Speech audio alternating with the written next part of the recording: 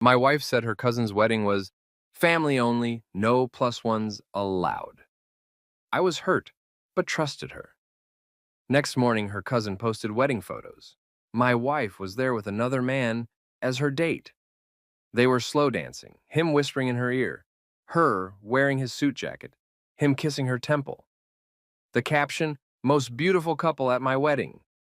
Her mom commented, finally, a son-in-law I can be proud of.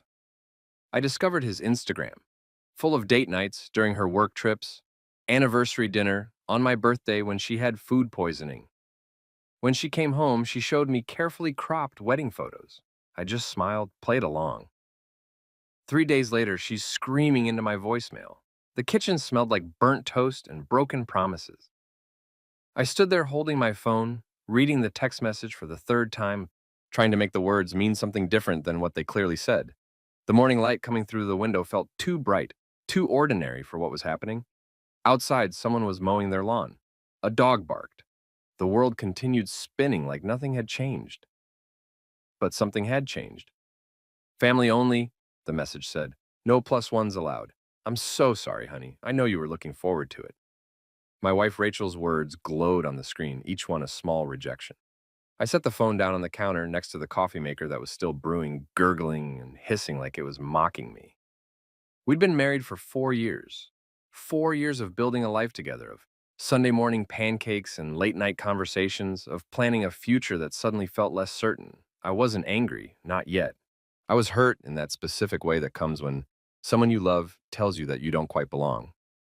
Rachel had left for the wedding that morning before sunrise. I'd heard her moving around the bedroom in the dark, the whisper of fabric as she dressed, the click of her suitcase wheels on the hardwood floor. I'd pretended to be asleep because I didn't want her to see my face, didn't want her to know how much this bothered me. She'd kissed my forehead before she left, her perfume lingering in the air long after the front door closed. The wedding was in Vermont. Her cousin Madison was getting married at some historic inn, the kind of place with exposed beams and wildflowers in mason jars, where everything looked effortlessly beautiful and probably cost more than our monthly mortgage. Rachel had shown me the invitation weeks ago, a thick cardstock rectangle with elegant calligraphy that screamed old money and new pretensions. It's going to be gorgeous, she'd said, running her finger over the embossed letters. Madison has such good taste. I'd watched her face as she studied the invitation, seeing something there I couldn't quite name. Excitement, yes, but also something else. Something that looked almost like anticipation laced with secrecy. Can't wait, I'd replied, already imagining myself in my good suit, making small talk with her relatives, dancing with her under string lights while a jazz trio played songs about love and forever, but that future had evaporated 3 days ago when she told me about the plus one situation. She'd delivered the news casually, almost too casually, while chopping vegetables for dinner, and the knife had moved rhythmically against the cutting board, precise and efficient, like she'd rehearsed this moment. So apparently Madison's keeping the wedding really intimate, she'd said, not looking up. Just immediate family and seriously close friends. No dates, no plus ones. Some drama with the venue capacity or budget or something. The knife kept moving. Chop, chop, chop. I'm disappointed too, she'd continued when I didn't respond. But you know how families are, especially Madison's side. They get weird about these things.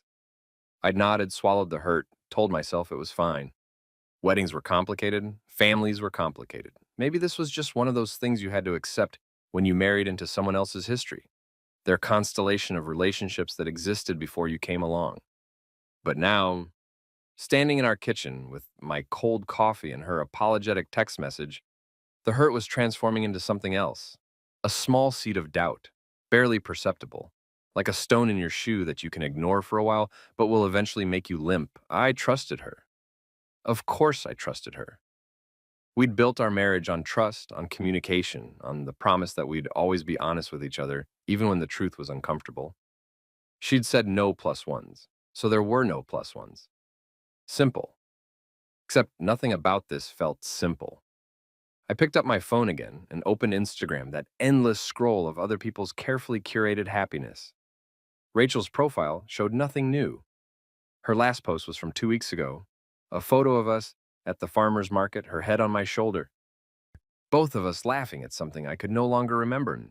The caption, "Best Sundays with my favorite person." Her favorite person, apparently, was not invited to her cousin's wedding.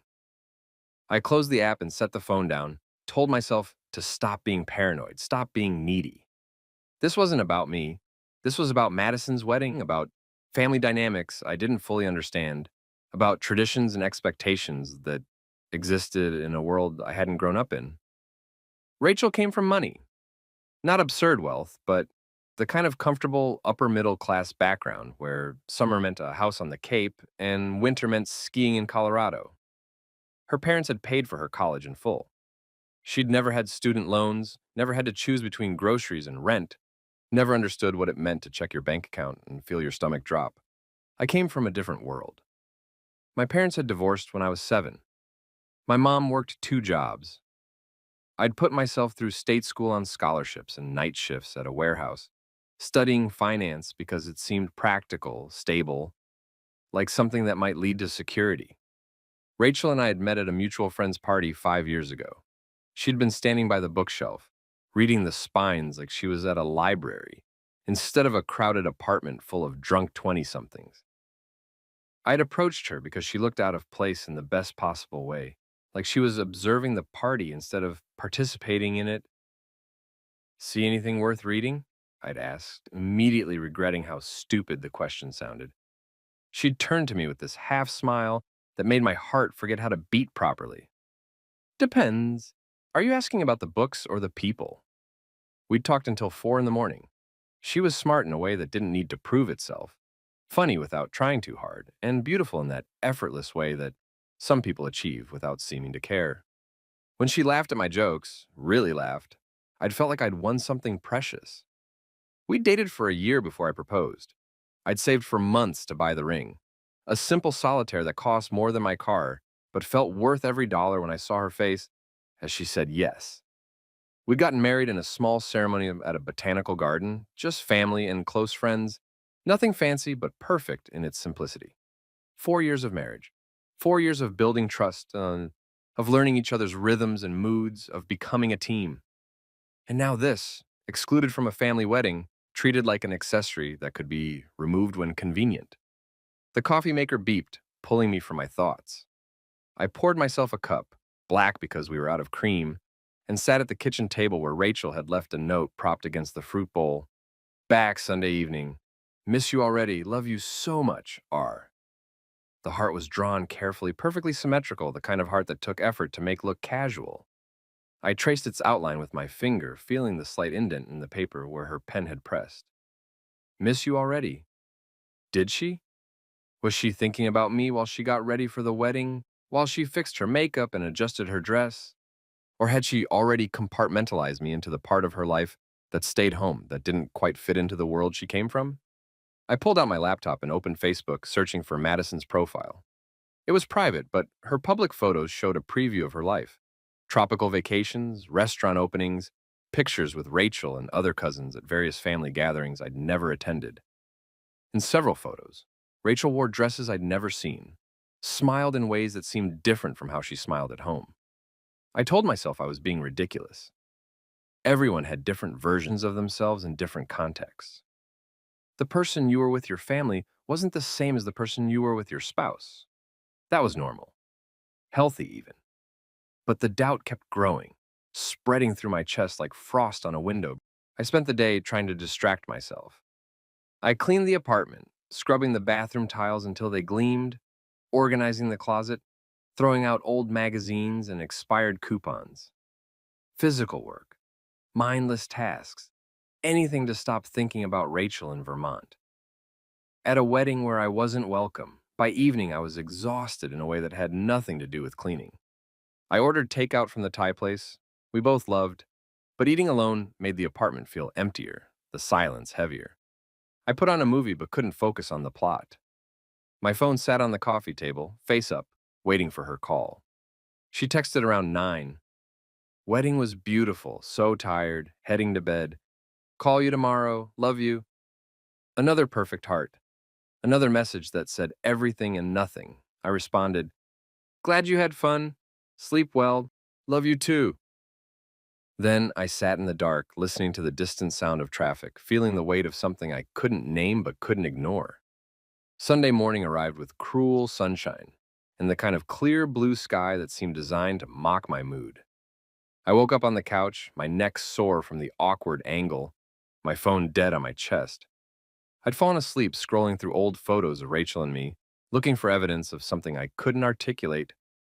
Proof that we were solid, maybe. Or proof that I'd been missing signs all along. I plugged in my phone and went to make coffee, going through the motions like a ritual that might restore some sense of normalcy. While the coffee brewed, I turned on my phone and watched the screen light up with notifications. A few texts from friends, some promotional emails, a reminder about a dentist appointment I'd been putting off. And then, at the top of my Instagram feed, a notification that made my blood run cold.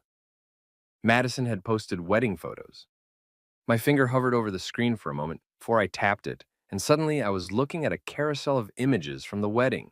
Madison in her dress, looking radiant and expensive. The venue, as beautiful as I'd imagined. Guests laughing, dancing, toasting with champagne and crystal flutes. And there, in the fourth photo, was Rachel. She was slow dancing with someone. A man I'd never seen before. Tall and polished in a charcoal gray suit that probably cost more than my monthly salary.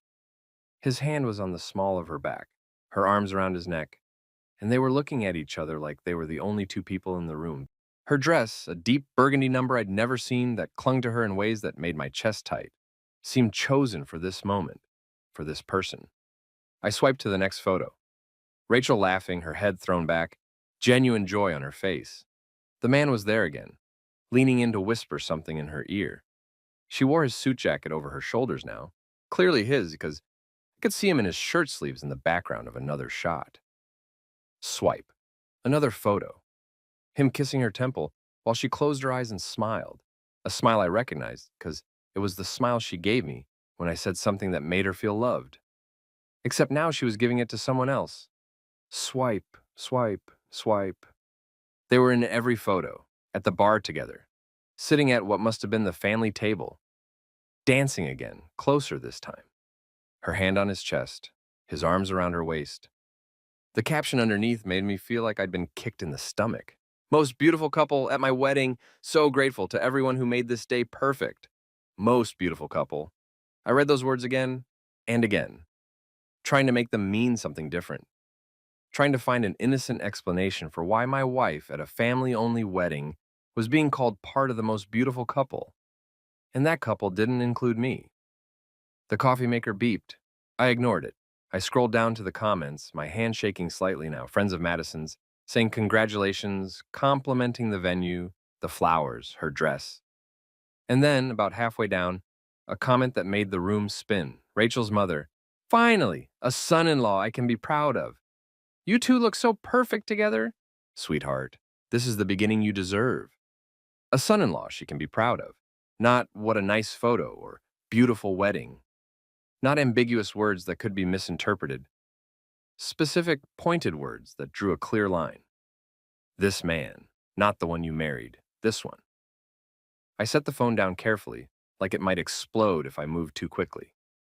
My heart was pounding in that strange way it does when your body knows something is terribly wrong before your mind catches up. Fight or flight response, I thought distantly. Except I couldn't fight what I was seeing, and there was nowhere to fly to. I picked up the phone again. I needed to know who this man was. Needed to understand what I was looking at. Because surely there was an explanation. Maybe he was a cousin. Maybe he was gay, and Rachel was just his friend who agreed to be his date because no plus ones meant people were scrambling for partners. Maybe this was all innocent, and I was overreacting because I'd been feeling insecure about being excluded.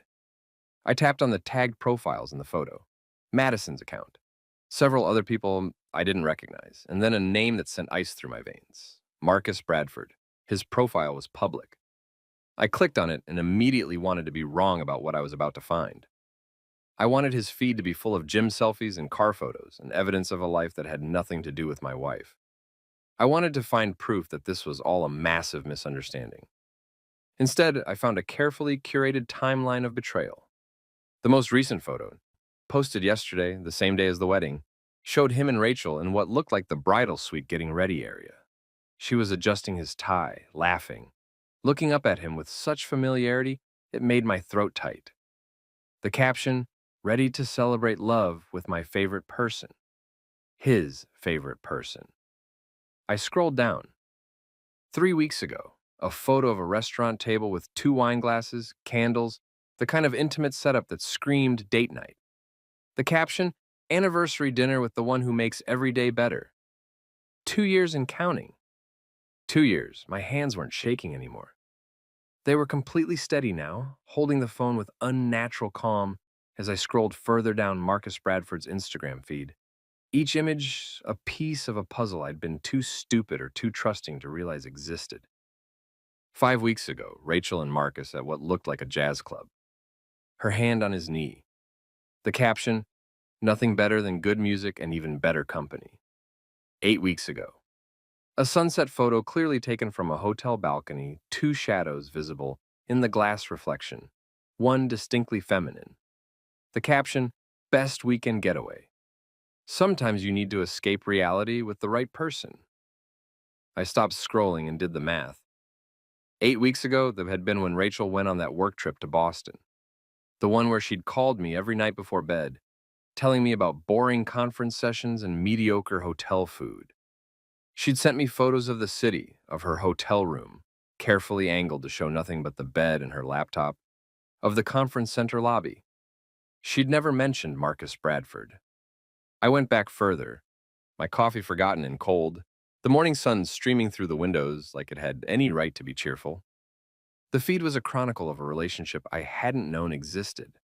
Date nights during her book club Tuesdays, weekend trips during her solo spa retreats, holiday photos I'd never seen, Rachel in a Santa hat, Marcus's arm around her, both of them in front of a Christmas tree that definitely wasn't ours.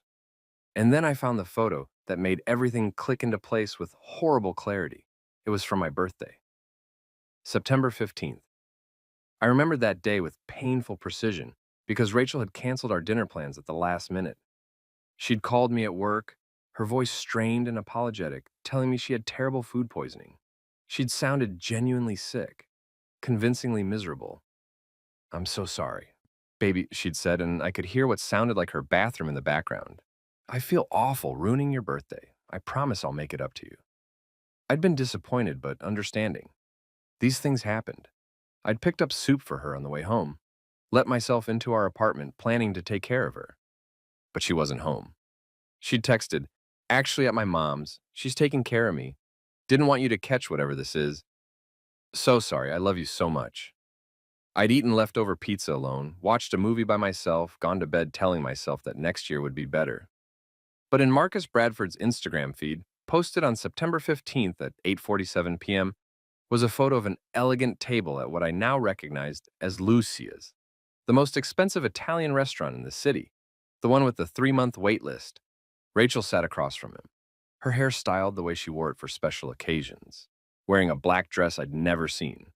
They were toasting with wine, and the caption made me want to put my fist through a wall. Happy birthday to me. Nothing better than celebrating with the woman who makes every day feel like a gift. Here's to another year of adventures together. His birthday, September 15th, the same as mine. She'd spent my birthday celebrating his, had lied about food poisoning to have an anniversary dinner with another man on the exact day she should have been with me. I stood up, needing to move, needing to do something with the rage that was building in my chest like pressure in a sealed container. I paced the living room, looking at the space Rachel and I had built together.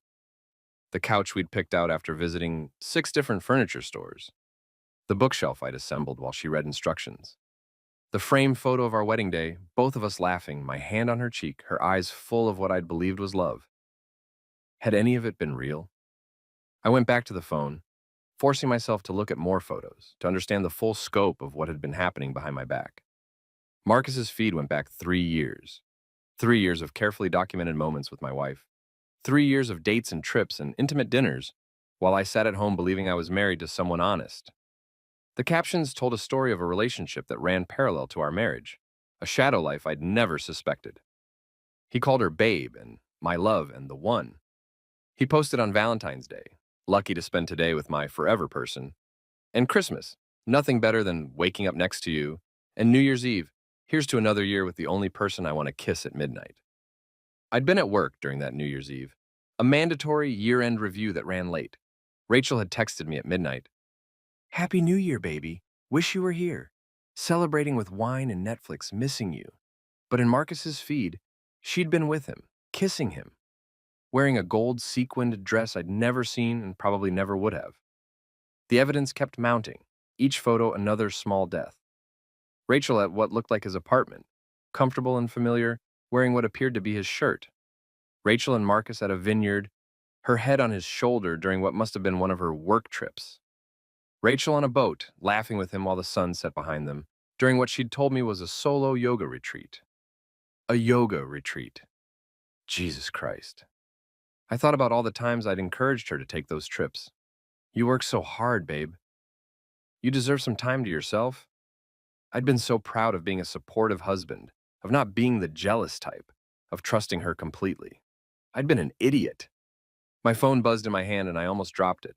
A text from Rachel. Morning, just woke up. Getting brunch with Madison and some cousins, then heading home. Should be back by 6. Can't wait to see you. Love you so much. Love you so much. 3 years.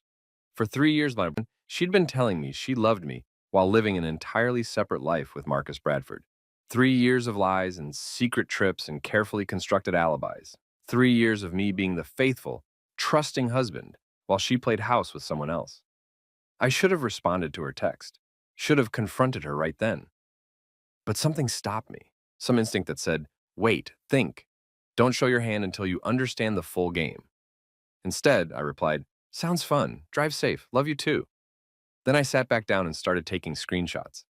Every photo on Marcus's Instagram that showed Rachel, every caption that referenced their relationship, every comment from friends congratulating them or making inside jokes, every location tag that coincided with one of her supposed work trips or girls' weekends.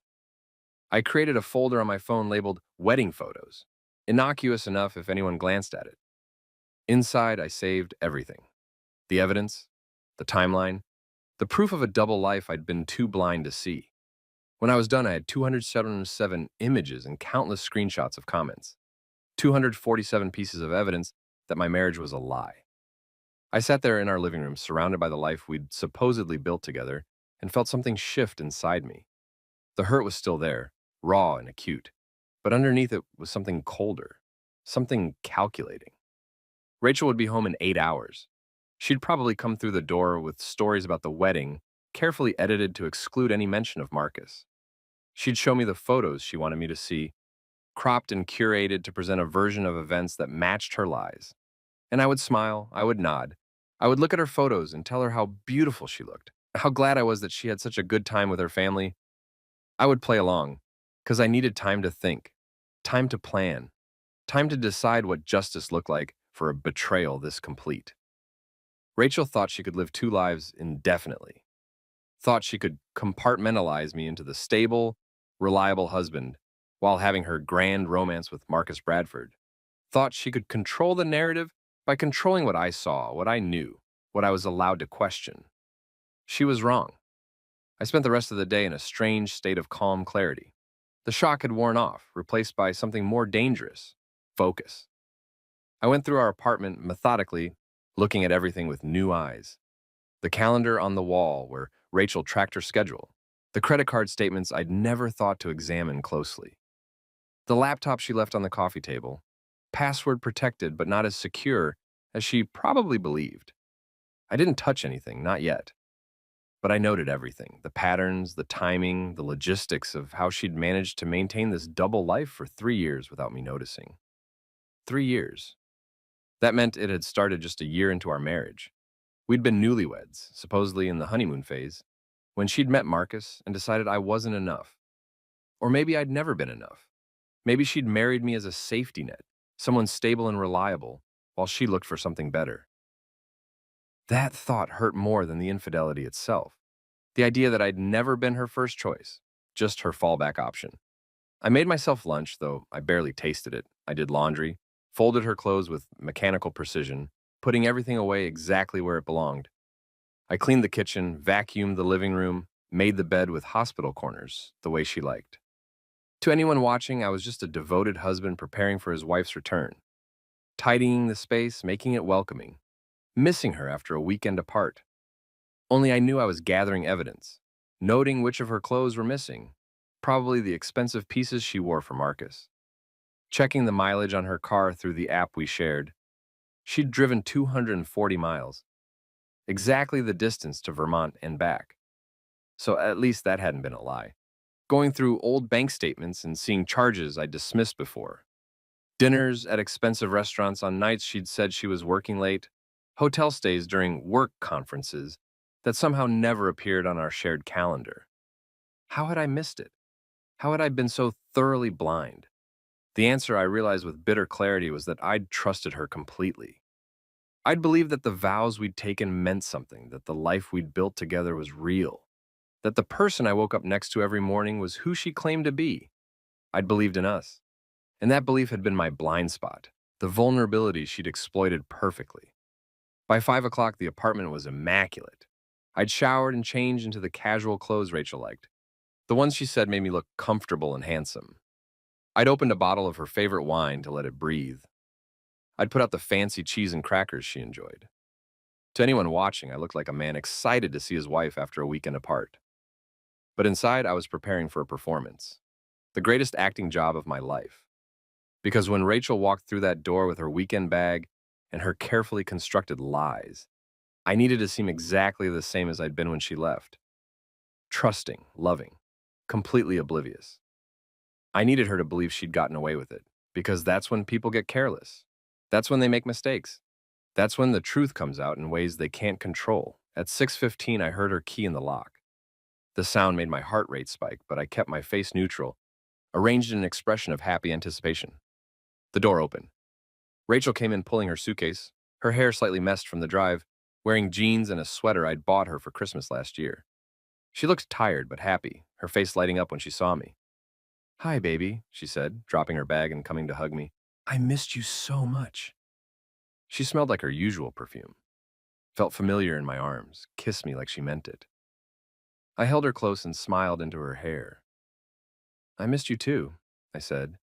"Tell me everything. How was the wedding?" And then I sat down with my glass of wine and listened to my wife lie to my face. Rachel kicked off her shoes with a sigh of relief and collapsed onto the couch next to me, curling her legs underneath her in that way she always did when she was relaxed and comfortable.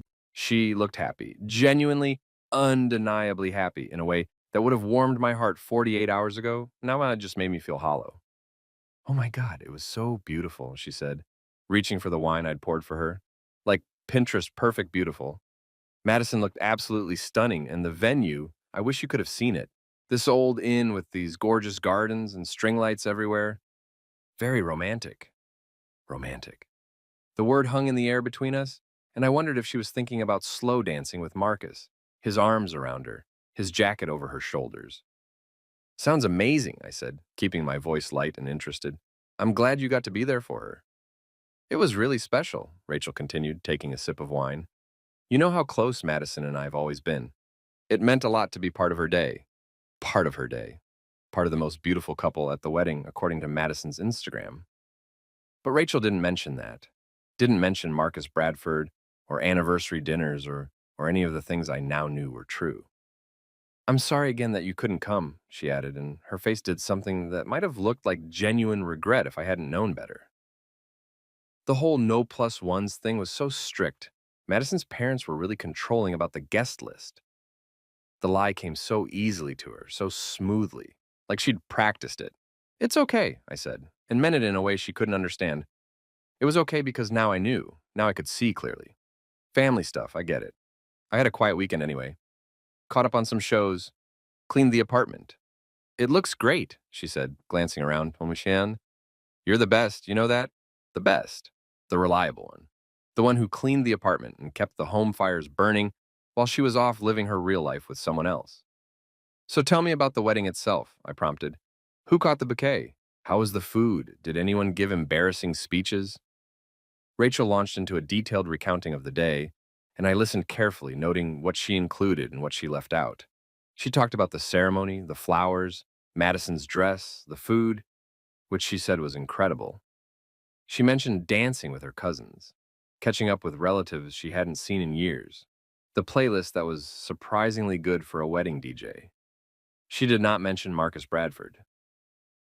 Do you have photos? I asked casually, and like I was just interested in seeing what the wedding looked like, not testing her to see how far the deception would go.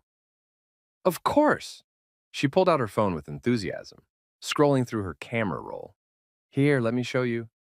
She angled the phone toward me, and I leaned in to look. The photos were beautiful, professional quality, clearly taken by the wedding photographer. Madison in her dress, looking radiant. The venue at sunset, glowing with golden light. Group shots of family members, everyone smiling and polished. And then there was Rachel in several photos, looking absolutely stunning in that burgundy dress. But something was different about these images. They'd been cropped, carefully, deliberately cropped. In one photo, Rachel stood with Madison and two other cousins, all of them laughing. But the framing was tight, cutting off at Rachel's shoulders in a way that seemed intentional. If I hadn't seen the original on Madison's Instagram, I wouldn't have known that Marcus had been standing right next to her, his hand on her waist. Another photo showed Rachel on the dance floor, arms raised, caught mid-spin. It looked spontaneous and joyful, but I'd seen the wider shot on Marcus's Instagram, the one where he was her dance partner, the one that captured them in the middle of what was clearly an intimate moment. Every photo had been edited. Every image she showed me was a version of reality designed to exclude the truth. You look beautiful, I said, because she did. The dress was perfect on her, her hair and makeup flawless. She looked like someone celebrating something important. That color is amazing on you. Thanks, baby. She smiled and kissed my cheek. I wish you could have been there. It would have been more fun with you. Would it? Or would I have been an inconvenient obstacle to her weekend with Marcus? She scrolled through more photos, and I continued to note the careful editing. A shot of the table settings that had been cropped to remove a place card, probably Marcus's. A photo of Rachel with Madison, and an older woman who must have been Madison's mother. The framing tight enough to exclude whoever had been standing just out of frame. These are great, I said. Looks like you had an amazing time. I really did, she said, setting her phone down and snuggling closer to me. But I'm glad to be home. I always miss you when I'm gone. She rested her head on my shoulder, and I put my arm around her the way I'd done countless times before. We sat like that for a moment, the picture of domestic contentment, while my mind worked through the implications of everything I'd learned. 3 years of this. 3 years of Rachel living a double life so completely that she could come home and seamlessly slide back into being my wife, showing me edited photos and telling curated stories, all while maintaining a whole separate relationship with Marcus Bradford. It was impressive in a horrifying way. The compartmentalization required, the attention to detail, the ability to lie so convincingly that I'd never once suspected. She wasn't just having an affair. She was maintaining parallel relationships, each one complete and seemingly authentic. Are you hungry? She asked, breaking the silence.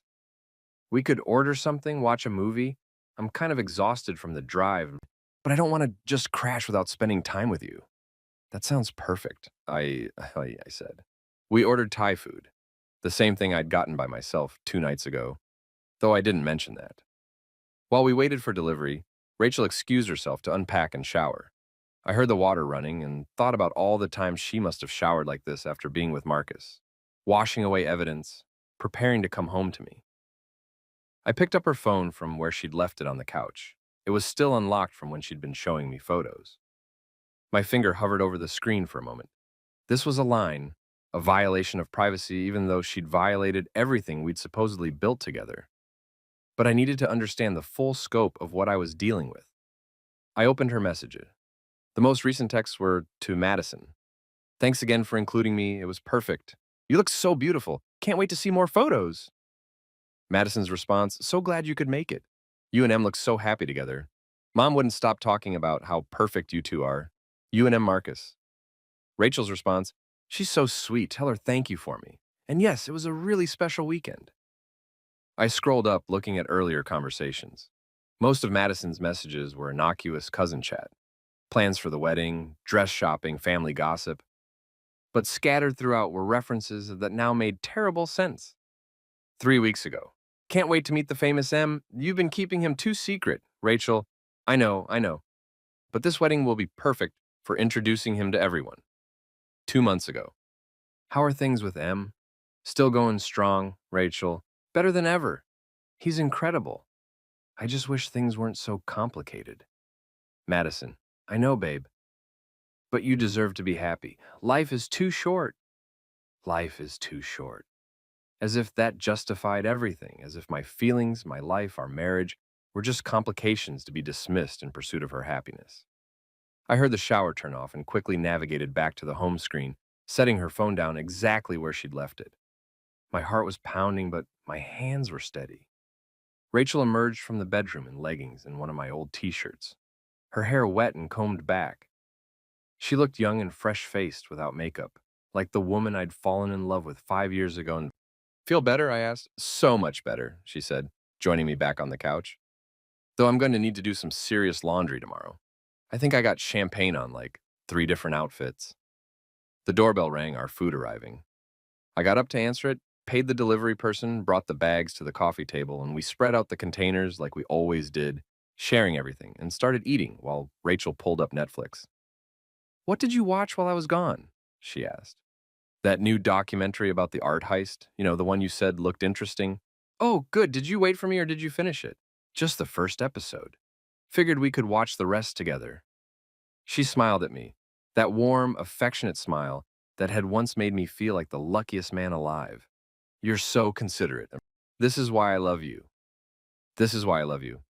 The words should have meant something, should have carried weight, but now they felt like lines from a script she'd memorized, delivered at the appropriate moments to maintain the illusion. We ate and watched TV, and from the outside, we probably looked like any other comfortable married couple on a Sunday night. But I was hyper aware of every movement, every word, every micro expression that crossed her face. I was watching her the way you'd watch a magic show, trying to spot the trick, see the wires, understand how the illusion worked. At one point, her phone buzzed with a text. She glanced at it and smiled, then quickly turned the screen off. Who was that? I asked casually. Just Madison, sending me some photos from yesterday. She set the phone down without showing me. I'll look at them later. But I'd seen the notification preview before she turned the screen off. It wasn't from Madison. It was from someone saved in her phone as Parker, but the message preview said, "Can't stop thinking about this weekend. You're incredible. M.M. Marcus." She'd saved his contact under a fake name. Another layer of deception, another safeguard against me accidentally seeing something I wasn't supposed to see. I wondered how many other safeguards she'd built into her double life. Separate email accounts, a second phone I'd never seen, credit cards I didn't know about. The documentary played on, something about master thieves and elaborate cons, and I couldn't help but appreciate the irony. Rachel was her own kind of master thief, stealing years of my life while I looked the other way, trusting that the life we'd built together was real. By 10 o'clock, she was yawning, barely able to keep her eyes open. I'm so tired, she said. I think I need to sleep. Come to bed? I'll be there in a bit, I said. Just want to finish this episode. She kissed my forehead and headed to the bedroom. I heard her settling in, the familiar sounds of her nighttime routine carried through our small apartment. 10 minutes later, her breathing had evened out into the soft rhythm of sleep. I turned off the TV and sat in the dark, my phone in my hand, looking at the evidence I'd collected. 247 images, 3 years of lies, a whole relationship I'd never known about. The question now was, what was I going to do about it? I could confront her in the morning, throw the photos in her face, demand an explanation, watch her try to spin this into something forgivable.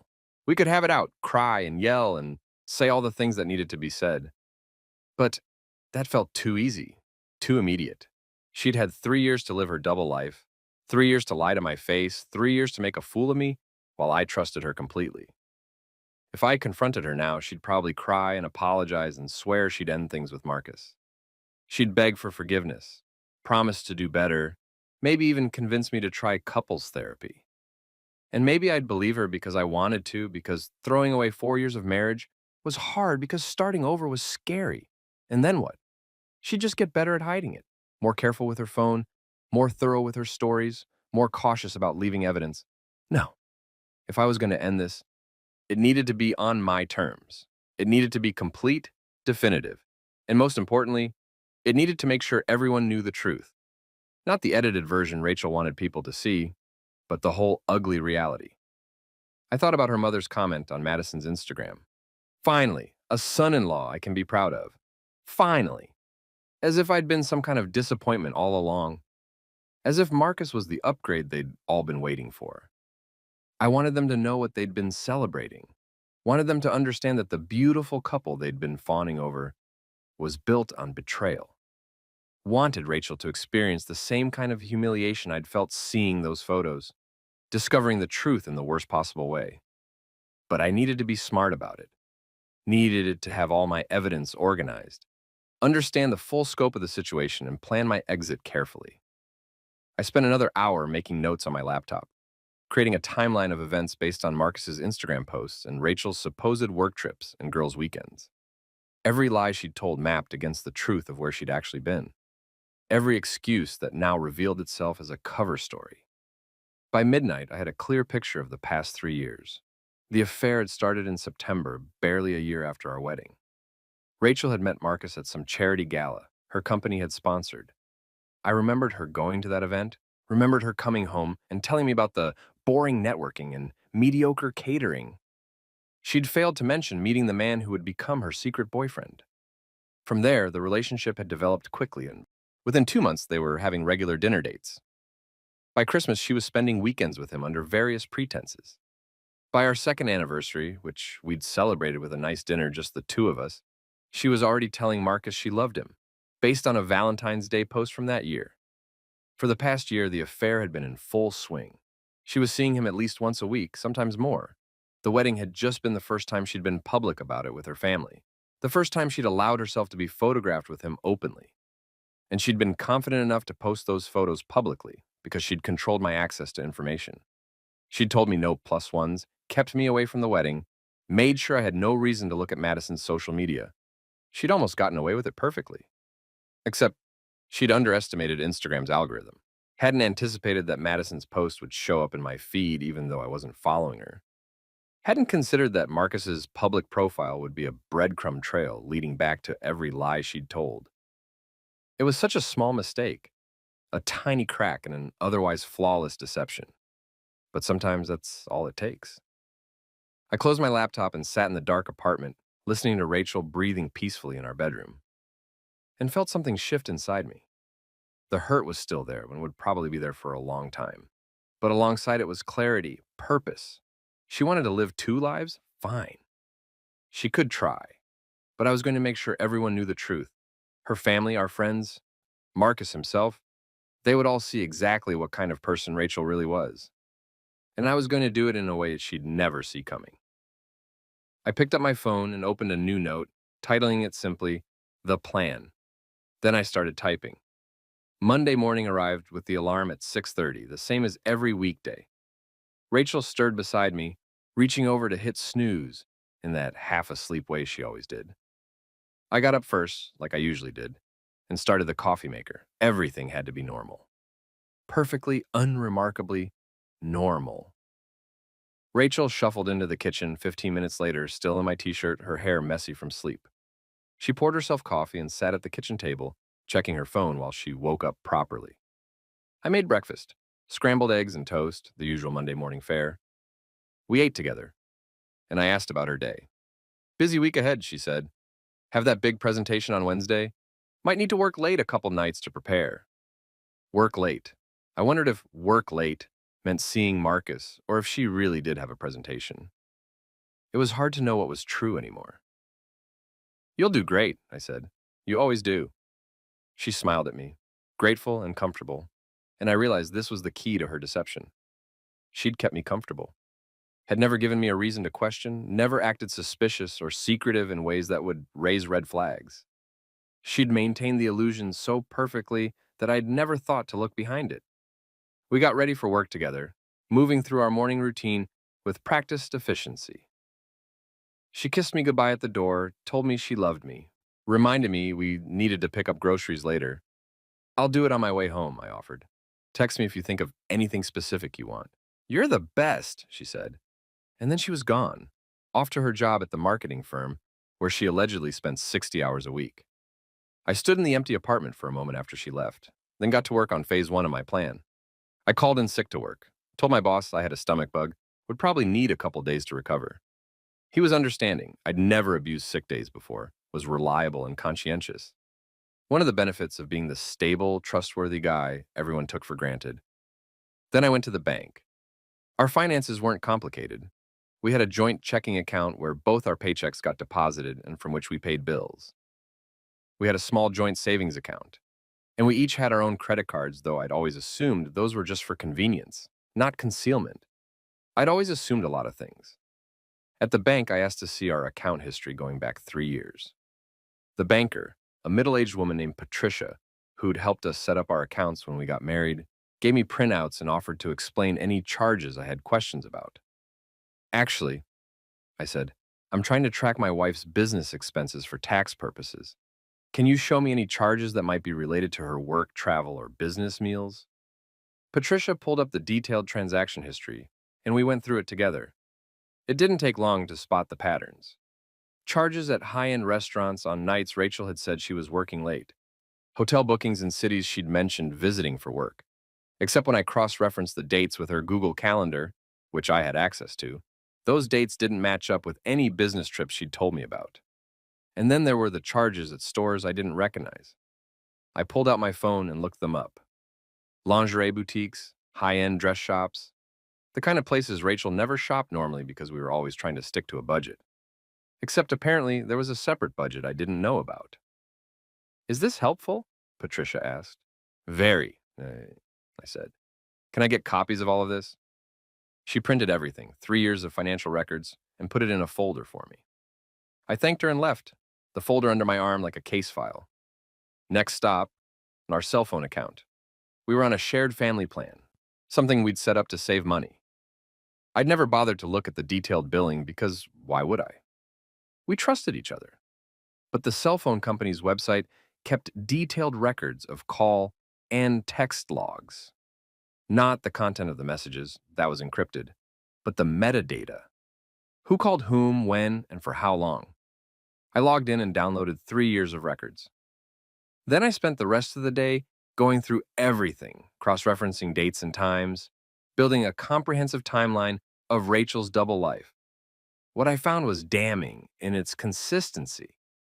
Every work trip corresponded with a hotel charge and multiple calls to Marcus's number. Every girls' night lined up with texts to him sent throughout the evening. Every time she'd claimed to be at yoga or book club or her mother's house, there were calls and texts that told a different story. The evidence was overwhelming, undeniable. The kind of proof that couldn't be explained away or spun into something innocent. By the time Rachel got home that evening, actually at a reasonable hour, suggesting she really did have that presentation to work on, I had everything organized in a secure cloud folder. Copies of bank statements, phone records, screenshots from Instagram, a detailed timeline with dates and descriptions of each lie. I also had something else: Marcus Bradford's phone number, email address, and LinkedIn profile. I'd found all of it through his very public social media presence. Hey, Rachel said, dropping her work bag on the floor and coming to hug me. How are you feeling? I got your text about staying home sick. Better, I said. Just a stomach thing. Probably something I ate. Poor baby. She kissed my cheek. Did you rest? You look tired. I probably did look tired. I'd spent 8 hours systematically documenting my wife's affair. It was exhausting work, emotionally and mentally. Yeah, I just lounged around, watched some TV. I gestured to the couch, where I'd strategically left a blanket and empty water glass, stage dressing for my supposed sick day. Did get the groceries, though. You didn't have to do that, she said. I could have picked something up. I was feeling better by this afternoon, figured I should be productive. We made dinner together, pasta with the vegetables I'd bought. She told me about her day, about the presentation she was working on, about office politics and a coworker who was driving her crazy. I listened and responded at the appropriate moments, asked follow-up questions, laughed when she complained about her boss's inability to make decisions. We were playing house, both of us acting our parts, except only one of us knew we were acting. After dinner, she worked on her presentation at the kitchen table while I sat on the couch with my laptop, supposedly catching up on emails. Really, I was refining my plan. I'd considered a lot of options for how to reveal the truth. I could confront her privately, give her a chance to explain before making it public. I could call Marcus directly, let him know that Rachel's husband had discovered everything. I could tell her family or our friends or post about it on social media. But none of those options felt right. They were all reactive, emotional, messy. They put me in the position of being the wronged husband seeking sympathy, the victim of her betrayal. I didn't want to be the victim. I wanted something cleaner, more surgical, something that would expose the truth in a way that couldn't be minimized or explained away, that would make the consequences real and immediate for both of them. And I wanted Rachel to think she'd gotten away with it first, wanted her to feel safe and secure in her deception, confident that her carefully constructed lies had held up. Because that's when people get careless. That's when they make mistakes. On Tuesday, I went to work, acted normal, got through my meetings, had lunch with a colleague who complained about her boyfriend. The routine felt surreal, like I was watching someone else live my life. Rachel texted me throughout the day with normal spouse messages. Hope you're feeling better, and don't forget we need to pay the electric bill. And should we try that new Thai place this weekend? Each message was a small performance, maintaining the fiction that we were just a normal married couple with normal married couple concerns. I responded appropriately. Feeling much better, thanks, and I'll pay it tonight, and sounds good. Let's do Saturday. Tuesday evening, Rachel did work late. She texted at 7 to say she was still at the office and would grab dinner on the way home. I used the time alone to make copies of all my evidence, storing it in multiple places, cloud storage, a USB drive I bought specifically for this purpose, my email sent to myself with an innocuous subject line. I also drafted several messages, not sending them yet, just preparing them. Letters to be sent at the right moment. Rachel got home around 9, tired but satisfied. Presentation went great, she said. Boss loved it. I think this might finally get me that promotion. That's amazing, I said, and hugged her. I'm so proud of you. We celebrated with ice cream on the couch, watching a cooking show she liked. She fell asleep against my shoulder and I carried her to bed, tucked her in like I'd done dozens of times before when she was exhausted from work. I stood in the doorway of our bedroom, watching her sleep and felt nothing, not love, not hate, not even anger anymore. Just a cold, clear determination to see this through. Wednesday was the day I'd chosen. 3 days after the wedding, 3 days of normal routine, of me playing the oblivious husband, of Rachel thinking she'd successfully hidden the truth. 3 days was enough. I went to work like usual. Rachel texted me at lunch. Want to grab dinner together tonight? I'm done early for once. I replied, absolutely, pick you up at 6? Perfect, love you. Love you too. While I sat at my desk, pretending to work, I reviewed the plan one more time. Everything was ready, all the evidence was compiled, all the messages were drafted, all the contacts were entered. I just needed to wait for the right moment. At 5:30, I left work and drove to Rachel's office. She was waiting outside, looking professional in a gray suit, her hair pulled back in a neat bun.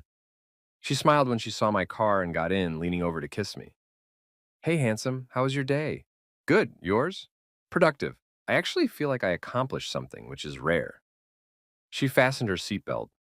Where are we going? I was thinking that Italian place you like, Lucia's. I felt her tense slightly. Lucia's, where she'd had anniversary dinner with Marcus on my birthday. Oh, she said, recovering quickly. That's really nice, but it's so expensive. Are we celebrating something? Just want to take my wife to a nice dinner? Is that okay? Of course, it's perfect. You're perfect. I drove us to Lucia's, the same restaurant where Marcus had posted that photo of them together 4 months ago. The same place where she'd spent my birthday with another man while I ate leftover pizza alone. We were seated at a corner table, intimate and romantic, with a view of the city lights. Rachel looked beautiful in the candlelight, her face soft and relaxed in a way that would have made my heart swell with love just a week ago. Now, it just made me sad. Sad for what we could have been if she'd been honest. Sad for the 4 years I'd wasted building a life with someone who was building another life behind my back. We ordered wine and appetizers, made small talk about work and upcoming weekend plans and whether we should finally book that trip to Portland we'd been discussing. I was thinking, Rachel said, swirling her wine glass, maybe next month? We both have some vacation days saved up. Next month. Would we still be married next month? Did she really think we'd be taking romantic trips together while she continued seeing Marcus on the side? Sure, I said. Let's look at dates this weekend. The food arrived. Pasta for her, risotto for me, and we ate while jazz music played softly in the background.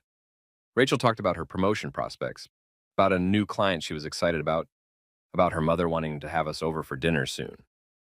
Her mother, who'd commented on Madison's Instagram about Marcus being a son-in-law she could finally be proud of.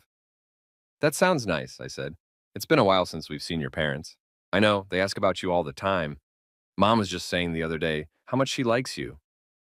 The lie was so casual, so easy. Did she even register it as a lie anymore? Had she told so many that they'd just become her version of truth? After dinner, we drove home. Rachel was relaxed, happy, all humming along to the radio. She reached over and squeezed my hand. This was really nice, she said. We should do date nights more often. Yeah, I agreed. We should. Back at the apartment, Rachel changed into comfortable clothes and settled on the couch with her laptop. I need to send a few emails, then I'm all yours. No problem. I'll clean up the kitchen. I went through the motions of rinsing dishes and loading the dishwasher, my movements automatic.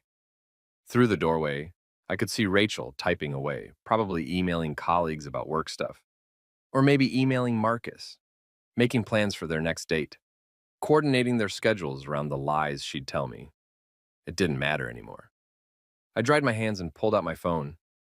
Everything was ready. All the evidence was compiled and organized. All the messages were drafted and ready to send. All I needed to do was hit send.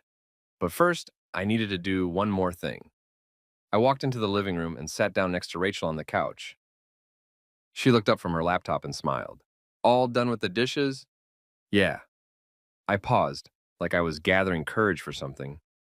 Hey, can I ask you something? Of course, what's up? The wedding last weekend.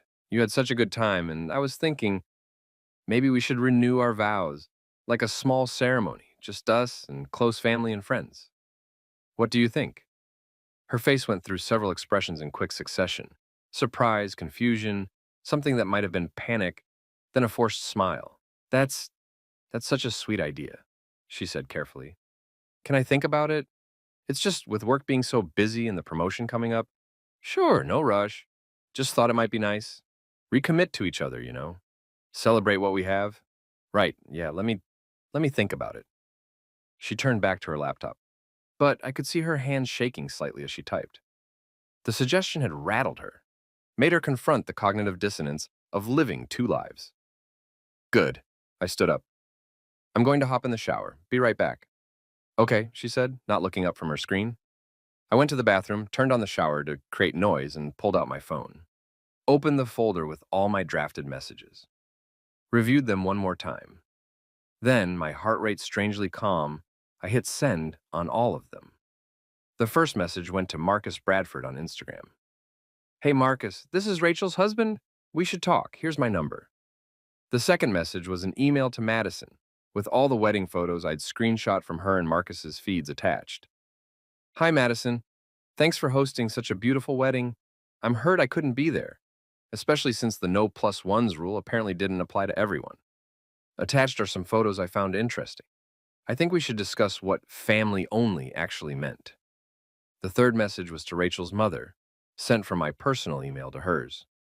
Hi Susan, I saw your comment on Madison's wedding photos about finally having a son-in-law you can be proud of. I wanted to reach out and understand what you meant, since Rachel and I have been married for 4 years. Perhaps we can talk soon about your expectations for your daughter's marriage. And the fourth message was to my own email, copying our marriage counselor. Yes, Rachel had suggested we do a few sessions 6 months ago, supposedly to strengthen our communication with all the evidence I'd compiled. Dr. Chen, you asked us to do individual reflection on what we each bring to the marriage. I've been doing some reflecting, and I've discovered some things I think we should discuss. Please see attached documentation. I'll be scheduling an individual session soon. I put my phone away and actually got in the shower, letting the hot water wash over me while I processed what I'd just done. There was no going back now. The truth was out there, sent to the people who needed to see it. By tomorrow, everyone would know. By tomorrow, Rachel's carefully constructed double life would be demolished. I took my time getting ready for bed, giving the messages time to be delivered and read. When I came out of the bathroom, Rachel was still on the couch, but her laptop was closed. She was staring at her phone, her face pale. "Everything okay?" I asked innocently. She looked up at me, and I saw fear in her eyes for the first time since I'd known her. "Yeah," she said, her voice slightly strained. "Just tired. I think I'm going to bed." "Okay, I'll be there in a minute." She nodded and walked to the bedroom, moving like someone in a dream or a nightmare. I gave her 10 minutes, then followed. She was already in bed, facing away from me, her breathing too controlled to be natural sleep. I got in beside her, turned off the light, and lay there in the dark. My phone was on silent, but I could see the screen lighting up periodically. Notifications, responses to my messages, the beginning of the avalanche. Next to me, Rachel's phone buzzed. Once, twice, 3 times. She didn't move to check it. We lay there in the dark, both of us pretending to sleep, both of us knowing everything was about to change. And that's when I fell asleep, genuinely peaceful for the first time in 3 days. Because the truth was finally out. I woke up Thursday morning to chaos. My phone showed 43 notifications. Rachel's phone, charging on her nightstand, was buzzing constantly. A steady stream of calls and messages that had apparently been going on for hours. She was already awake, sitting up in bed with her phone in her hands, scrolling through what I could only assume were frantic messages from her family and Marcus. Her face was ashen, her hands shaking. "What's wrong?" I asked, feigning concern. She turned to look at me, and her expression was something between horror and disbelief. Did you send messages to my family, to Madison?" I sat up slowly, keeping my face neutral. "What are you talking about?" "Someone sent Madison and my mother these photos and accusations. They're asking me about Marcus. They're saying you contacted them." "Marcus?" I let confusion color my voice. "Who's Marcus?" Her face crumbled. She knew. She knew I knew, but she still tried one more lie. "He's just a friend, a family friend who was at the wedding. But someone is trying to make it seem like..." "Rachel." I cut her off, my voice calm. "I saw the photos, all of them. The ones Madison posted on Instagram. The ones on Marcus's very public profile, documenting your relationship for the past 3 years. I've seen everything." The color drained from her face completely. "I can explain." "I'm sure you can. You've been explaining things to me for 3 years, haven't you? Explaining why you needed to work late. Explaining your girls' weekends and work trips. Explaining why I couldn't come to a family wedding. It's not what it looks like. It looks like you've been having an affair with Marcus Bradford for 3 years. It looks like you spent my birthday having an anniversary dinner with him while telling me you had food poisoning. It looks like you brought him as your date to Madison's wedding while telling me there were no plus ones allowed. It looks like your family has known about him and actively preferred him to me. Am I missing something?" Rachel started crying, big gasping sobs that might have moved me once upon a time. "I didn't mean for it to happen. Things got complicated. I never wanted to hurt you." "You didn't want to hurt me, but you did it anyway. For 3 years. That's not a mistake, Rachel. That's a choice. Hundreds of choices." "What did you send them?" she asked through her tears. "What did you tell my family?" I picked up my phone and opened it, showing her the messages I'd sent. Her crying intensified as she read them, seeing all the evidence I'd compiled laid out in clear, undeniable detail. "You can't do this," she said desperately. "You can't just destroy my relationships with my family." "I didn't destroy anything. I just told them the truth. You're the one who's been lying to everyone. Marcus and I, it's serious. We love each other. But I never stopped loving you, too." The words were supposed to mean something, I suppose. Supposed to make me feel like I still mattered to her. But all I felt was tired. You can't love two people like this, Rachel. You can only lie to two people like this. There's a difference. My phone rang. I looked at the caller ID, an unknown number with a Vermont area code. "I should take this," I said, getting out of bed. "Who is it?" "I think it might be Marcus." Her eyes went wide. "Don't answer it, please." But I was already walking into the living room, pressing the accept button. "Hello? Is this..." A man's voice, uncertain and angry. "Is this Rachel's husband?" Yes, this is her husband. Are you Marcus? Yes, we need to talk. I agree. Why don't you start by telling me how long you've known Rachel was married? There was a long pause. From the beginning, she told me it was complicated, that the marriage was basically over, that you two were only staying together because of finances and convenience. I laughed, the sound bitter even to my own ears. Interesting. When did she tell you this? When we first met, 3 years ago. She said you and she hadn't been happy for a long time, that she was planning to leave, but needed time to get things in order. 3 years is a long time to get things in order. I thought he sounded uncertain now. She said you knew, not about me specifically, but that you both had an understanding. An understanding, that's what she called it. She said you were seeing other people too, that you'd basically agreed to stay married in name only until she could afford to move out. The audacity of it took my breath away. She hadn't just lied to me. She'd constructed an entire alternative narrative to feed to Marcus, painting me as a distant, neglectful husband who was fine with an open marriage. Marcus, I'm going to tell you something, and I want you to really hear it. I had no idea you existed until Sunday when I saw the wedding photos. I have never seen another person. I have never agreed to any kind of open marriage. Until 3 days ago, I thought I was in a happy, monogamous relationship with my wife. Rachel has been lying to both of us. Another long pause. She said, what else did she say? That you were emotionally abusive, that you controlled her finances, that she was scared to leave because you'd threatened her. Jesus Christ. She hadn't just cheated.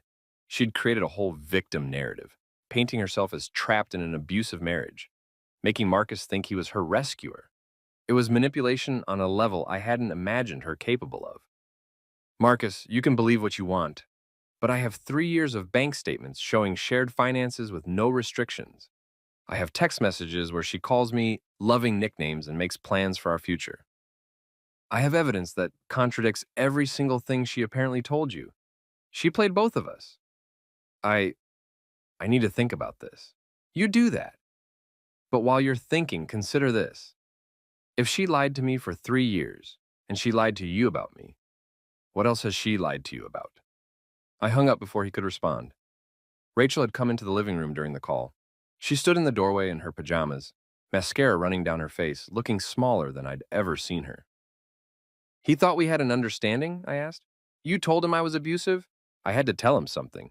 He wouldn't have stayed if he knew the truth. The truth being that you're married and wanted to stay that way while also dating him. It wasn't like that. Then what was it like, Rachel? Explain it to me. Make it make sense. She sat down on the couch, pulling a throw pillow against her chest like a shield. I met him at that gala. We hit it off immediately. It was just supposed to be a friendship, but then things happened. I developed feelings. Real feelings. So you cheated. I was confused. You and I were good together. We're stable. But Marcus, he makes me feel excited, like anything is possible. I make you feel stable, and he makes you feel alive. So you decided to keep both of us. I know how it sounds. Do you? Because it sounds like you wanted a safety net while you chased excitement. It sounds like you're selfish and manipulative. It sounds like you treated both of us like we were interchangeable props in your life instead of actual people with feelings. I was going to tell you. Eventually, I just needed time to figure things out. 3 years isn't figuring things out. 3 years is making a choice and refusing to accept the consequences. My phone rang again. This time it was Madison. I answered on speaker. Hello, Madison. What the fuck did you do? Her voice was shrill with anger. You ruined my wedding photos, everything. Why would you do this? I sent you the photos that were publicly posted on Instagram. I didn't ruin anything, and Rachel did that. She's my cousin. She's family. You had no right to... To what? To tell you the truth? To point out that the most beautiful couple at your wedding included a married woman and her affair partner? To mention that your mother's comment about finally having a son-in-law she could be proud of was incredibly insulting to the actual son-in-law who's been around for 4 years? Rachel said you two were separated. There it was again. Another variation of the lie. When did she say that? Months ago. She said things between you two were over, but you hadn't made it official yet. Madison, I'm looking at my wife right now. We live together, sleep in the same bed, have a joint bank account. Does that sound separated to you? She said, She lied. To you, to Marcus, to your whole family. She lied to me for 3 years. So no, I don't feel bad about sending you those photos. You all should have known what you were celebrating. I hung up. Rachel was crying again. You're destroying everything. I'm not destroying anything. I'm just refusing to help you hide it anymore. The rest of Thursday was a blur of phone calls and messages. Rachel's mother called, initially angry, then confused as she realized that Rachel had been lying about the state of our marriage. Other family members weighed in. Some blamed me for airing private matters publicly. Others were shocked to learn about the affair. Marcus called twice more. Once to yell at me for ruining his relationship. Once to apologize when he apparently looked through 3 years of Rachel's social media and realized she'd never once mentioned being unhappy with me or planning to leave. Rachel's friends started picking sides, and some accused me of being vindictive and cruel. Others reached out privately to say they'd suspected something was off, but hadn't wanted to believe it. Through it all, I stayed calm, answered questions when people asked, shared evidence when they doubted, refused to engage with the people who wanted to make me the villain in Rachel's story. By Thursday evening, Rachel had stopped trying to explain or defend herself. She'd moved from denial to bargaining, promising she'd end things with Marcus, that we could go to therapy, that she'd do whatever it took to fix this. I don't want to fix this, I told her. I want a divorce. The word seemed to hit her like a physical blow. You don't mean that. I absolutely mean that. You've been lying to me for 3 years. You've been living a double life. You told your affair partner I was abusive to justify your cheating. You excluded me from family events so you could be with him publicly. You spent my birthday with him. What part of this marriage do you think is worth saving? We can start over. Build new trust. Trust isn't something you can rebuild from this. You didn't make a mistake, Rachel. You made thousands of deliberate choices. Every time you lied about where you were going, every time you hid your phone, every time you edited photos to exclude Marcus, every time you told him I was a bad husband while telling me everything was fine. Those were all choices. I love you. You love the stability I provide. You love having someone to come home to. But you don't love me enough to be faithful or honest or respectful of my time and emotions. That's not love. She tried to argue, but I was done listening. I told her I was going to stay at a hotel for a few days while we figured out next steps. Told her to start looking for her own place. Told her I'd be filing for divorce as soon as I could get an appointment with a lawyer. Then I packed a bag and left. The hotel room was bland and anonymous, with beige walls and generic landscape art, but it felt more honest than my apartment had in days. I sat on the edge of the bed and finally let myself feel everything I'd been holding back: anger, hurt, betrayal, relief. Relief was the surprising one. Relief that I didn't have to pretend anymore. Didn't have to smile through Rachel's lies or act like everything was normal. Didn't have to be the stable, reliable husband while she lived her secret life. I was free of it now. Free to tell the truth. Free to move forward. My phone buzzed with a call from an unknown number. I almost didn't answer, tired of the endless stream of people wanting to weigh in on my marriage. But something made me pick up. Hello? Hi, is this... A woman's voice, hesitant. Is this Rachel's husband? I got your number from Madison. Yes, who is this? My name is Sophie. I was Marcus's girlfriend. Until about 3 years ago. I sat up straighter. Go on. I saw the messages going around about Rachel and Marcus. About their affair. And I thought you should know. This isn't the first time Marcus has done this. Done what exactly?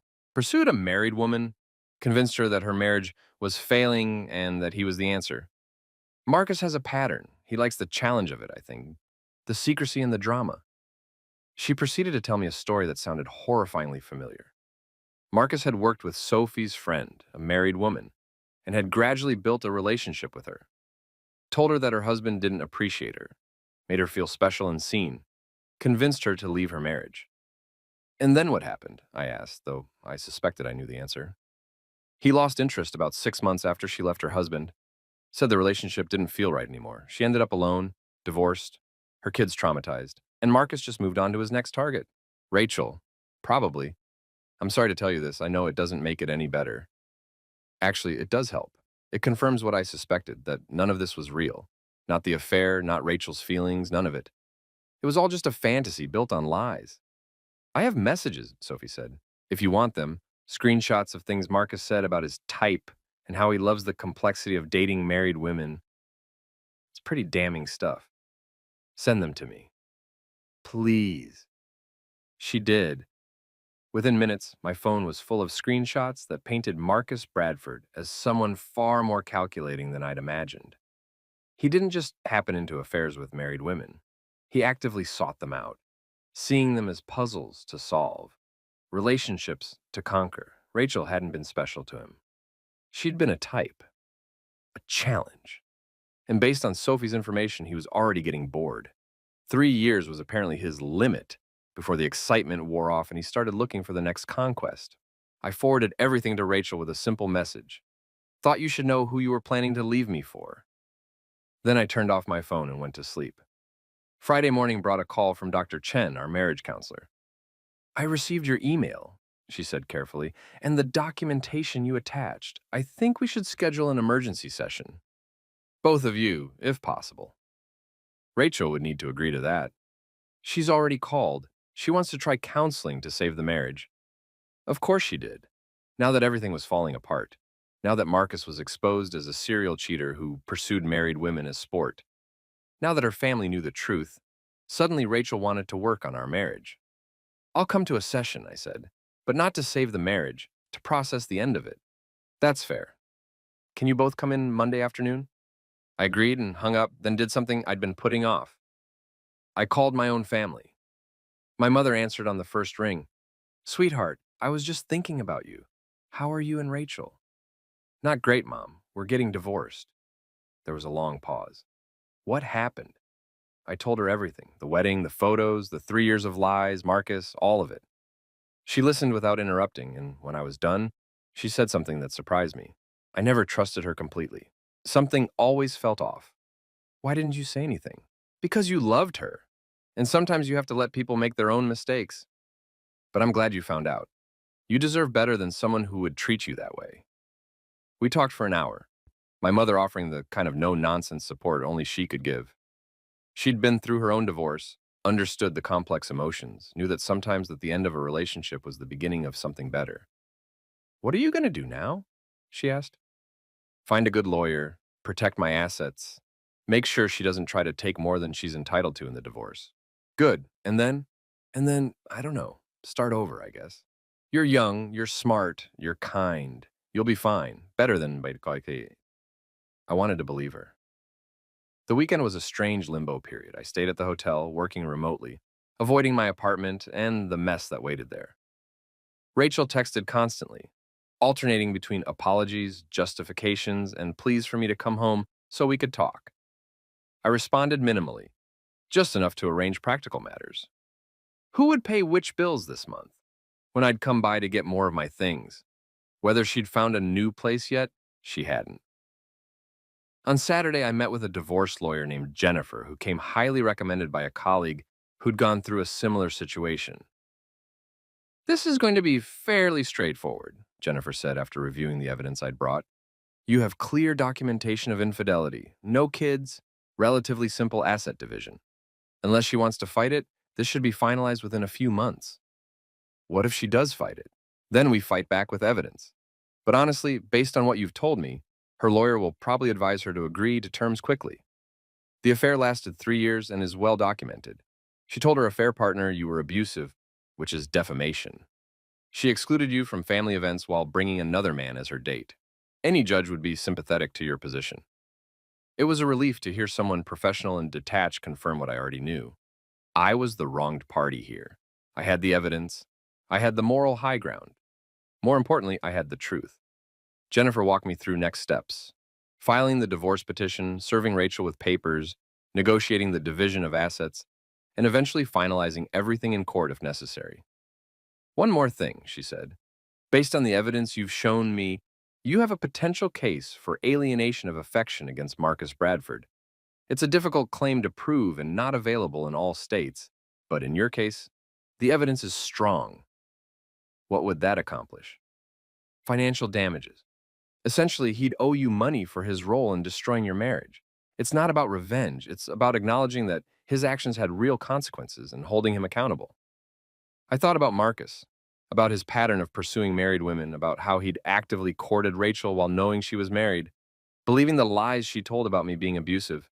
Let's pursue it, I said. Sunday evening, Rachel called me. Not texted, actually called. I let it ring 3 times before answering. Yes? Can we please talk in person? I know you're angry, but please give me a chance to explain everything face to face. Rachel, what's left to explain? I've been thinking a lot about us, about everything. I ended things with Marcus. Congratulations. I mean it. I told him it's over. I chose you. I choose us. You didn't choose us 3 years ago when you started sleeping with him. You didn't choose us every time you lied about where you were going. You're not choosing us now. You're choosing damage control because everything fell apart. That's not fair. None of this is fair, but that doesn't change the facts. At least meet me for coffee.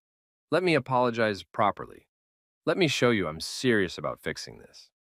Against my better judgment, I agreed to meet her Monday morning before my work shift. Just coffee. Just one conversation. Not because I thought it would change anything, but because maybe she needed closure as much as I did.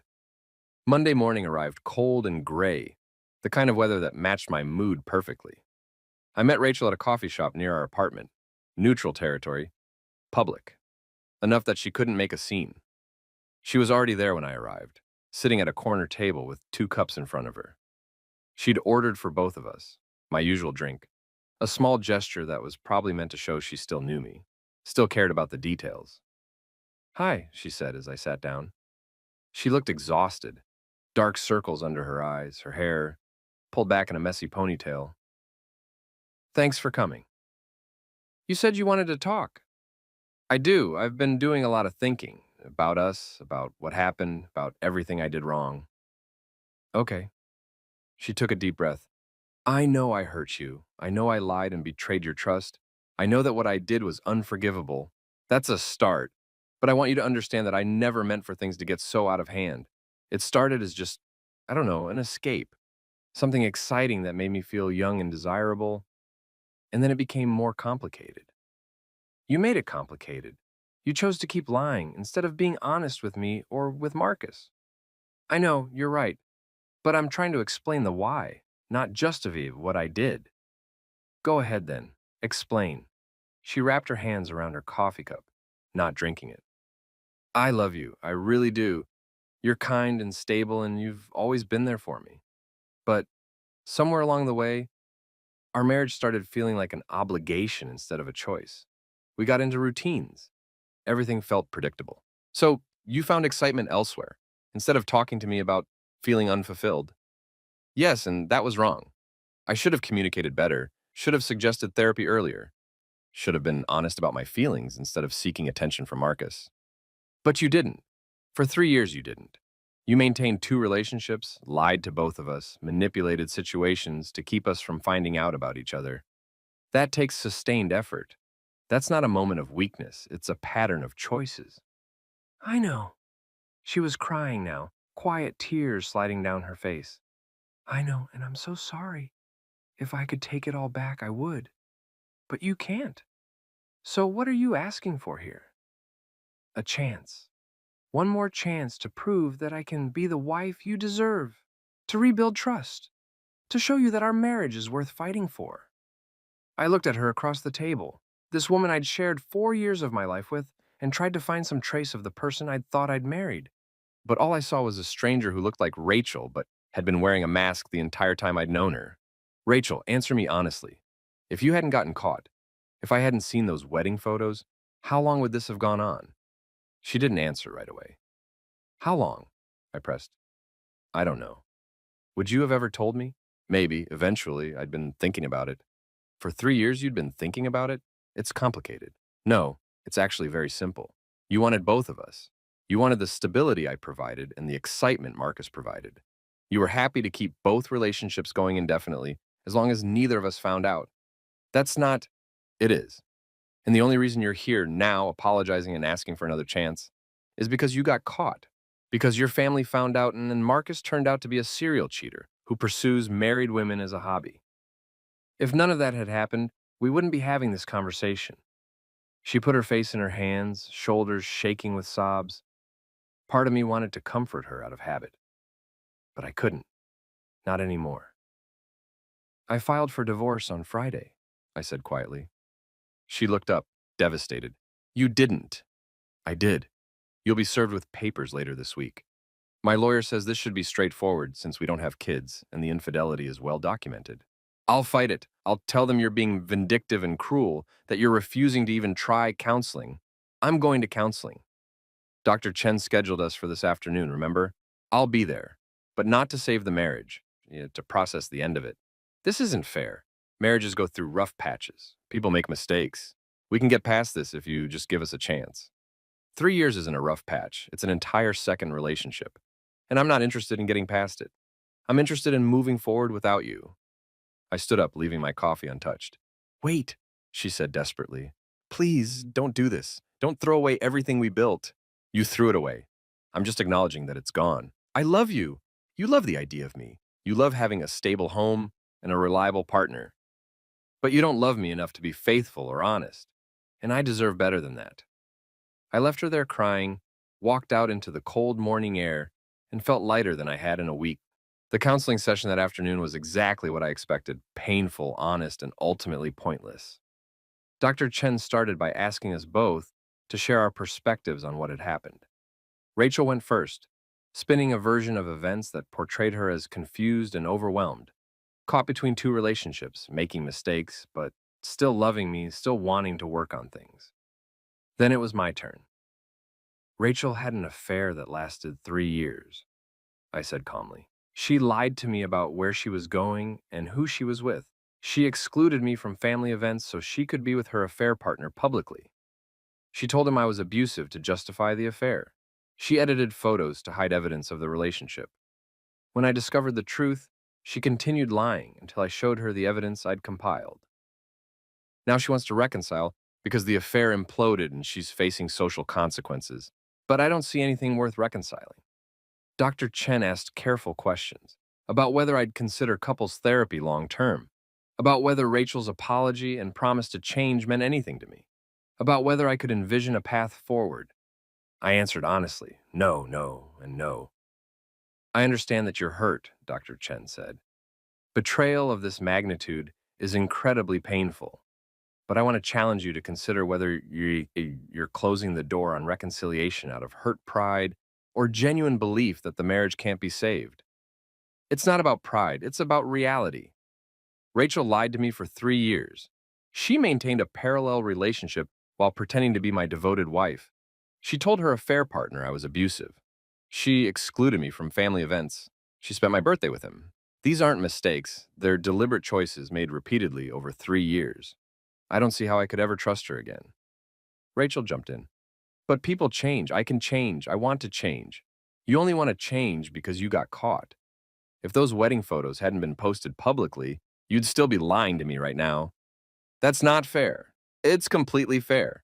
You had 3 years to change, 3 years to come clean, 3 years to choose me over Marcus. You didn't. You only chose me when Marcus was revealed to be a serial cheater and your family found out about the affair. Dr. Chen tried to facilitate more discussion, but it was clear the session was going nowhere. I'd made my decision. Rachel was still in denial about the severity of what she'd done. After an hour, Dr. Chen suggested we each take some time to process and reconvene in a week if we wanted to continue therapy. I won't be coming back, I said, but I appreciate your time. Rachel scheduled another individual session with Dr. Chen, probably to talk about how to win me back or how to cope with the divorce. I didn't care which. I left the office, drove back to my hotel, and opened my laptop to review the divorce documents my lawyer had prepared. It was all there. Petition for divorce citing irreconcilable differences in infidelity, proposed division of assets. Fairly straightforward since we'd kept most of our finances separate. Timeline for next steps. I signed the documents electronically and sent them back to Jennifer. I'll have Rachel served tomorrow, she emailed back. Be prepared for potential backlash. People don't always react well to divorce papers. I was prepared. Tuesday afternoon, Rachel called me screaming. She'd been served with the divorce papers at work. handed them by a process server in front of her colleagues. "How could you do this to me?" she yelled. "How could you embarrass me like that? I didn't choose where you got served. That's just how the process works. You could have had them delivered to the apartment. You did this on purpose to humiliate me. Like you humiliated me by bringing your affair partner to your cousin's wedding and posting photos of it publicly." She didn't have an answer for that. "This is really happening?" she asked, her voice breaking. "You're really going through with this?" "Yes." "Fine. Shaw, if you want a divorce, I'll give you a divorce. But I'm not making it easy. I want half of everything.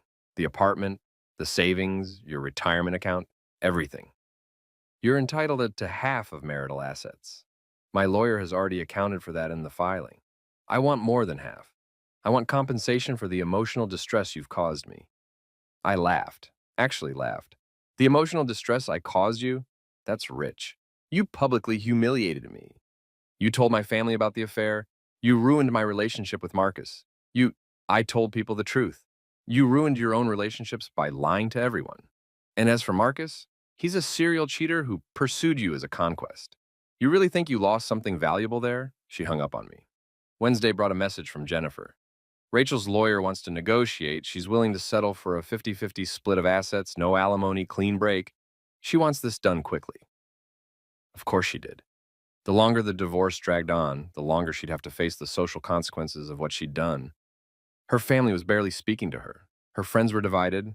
Marcus had moved on to his next target. Sophie had sent me a screenshot of him following a new married woman on Instagram. Rachel wanted to put this all behind her and start over. Fine, so did I. "Accept the terms," I told Jennifer. "Let's get this done."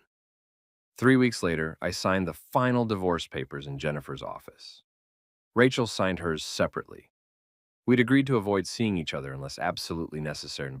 The marriage that had lasted 4 years ended with signatures on legal documents, a judge's stamp, and the division of shared assets into two separate lives. I got the apartment. Rachel moved into a smaller place across town.